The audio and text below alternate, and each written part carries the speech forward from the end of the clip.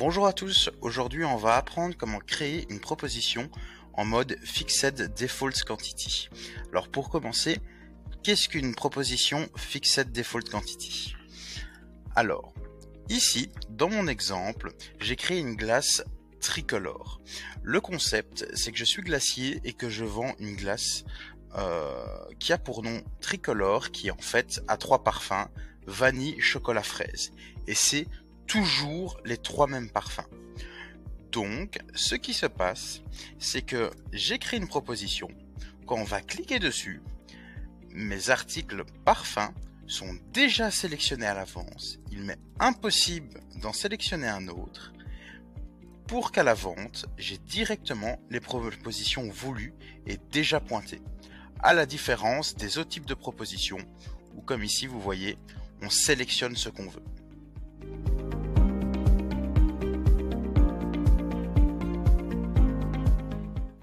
Alors maintenant, on va voir comment configurer cette proposition Fixed Default Quantity pour mon article glace tricolore. Pour commencer, je vais me rendre dans les paramètres, dans l'option proposition.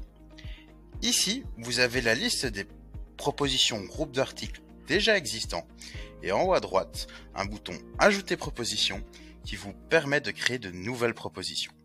En cliquant dessus, la page de création va apparaître. La première chose qu'on vous demande, c'est le nom de ce groupe, de cette proposition. Alors, pour ma part, ce sera parfum glace tricolore. Je vais à droite, cliquer sur les petites flèches pour reporter ma première ligne sur le néerlandais et l'anglais, parce que je ne souhaite pas traduire pour mon exemple. Ensuite, vous avez le type, qui est par défaut sur le mode Single Select. En cliquant dessus, vous aurez le mode qui nous intéresse aujourd'hui, qui est Fixed Default Quantity. En cliquant dessus, il sera sélectionné et vous pouvez remarquer que avant, vous aviez deux champs qui ont disparu, qui sont article minimum et article maximum. Dans notre cas de proposition Fixed Default Quantity, on n'en a pas besoin puisqu'on fixe les quantités. Et on ne doit pas sélectionner nous-mêmes un certain nombre de choix dans la proposition. Une fois que c'est fait, je vais sauvegarder la création de ma proposition. Elle va donc apparaître dans ma liste de propositions.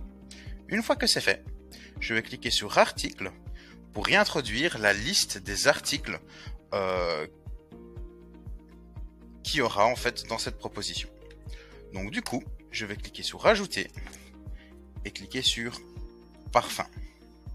Ici, je vais introduire pour ma glace tricolore.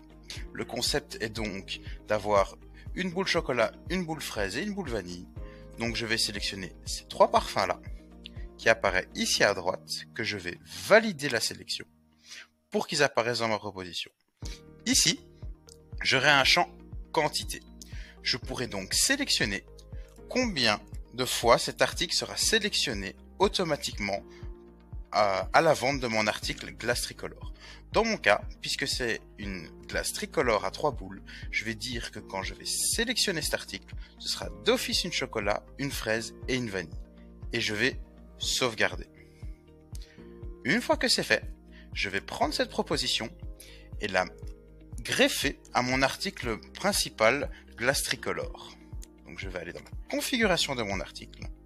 À droite, je vais cliquer sur proposition pour que ici, une page de proposition apparaisse dans la configuration de mon article avec le bouton ajouter. En cliquant sur ajouter, vous pourrez sélectionner une des propositions que vous avez créées dans votre système. Pour moi, parfum glace tricolore. Et je valide.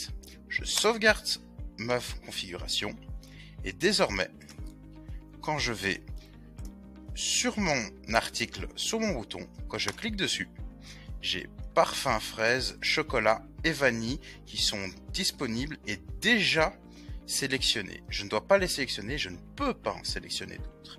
Je valide et vous avez directement mes propositions, mes articles, mes sous-articles déjà sélectionnés et pointés.